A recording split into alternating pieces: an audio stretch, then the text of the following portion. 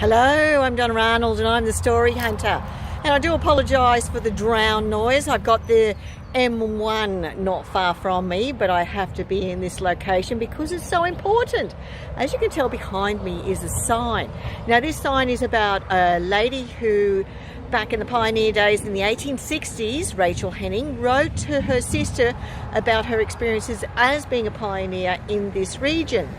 And of course, this region, we've got lots of traffic.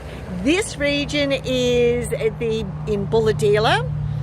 This is where my ancestors on my maternal side, just one branch, actually settled. So it was Dungog, Stroud, Buladelah as the areas they settled. And this particular spot right behind me where this sign is was actually where I had ancestors who lived in that house that you can see on that board. So basically the story goes, Rachel Hennings wrote to her sister explaining her new life with her new husband in this area, and she talked a lot about that house in detail. Not hers, it was belonging to a Lord Somerville, as I understand, but she talked a lot about the house. And of course what the government has done, because her letters ended up being published in around the 1950s, 100 years later or so, they put a little post up here, a sign up here in remembrance of the talent, the author that actually used to live in their area. This house became empty after Rachel and her hubby left. Not sure where they went, but my family were actually squatters.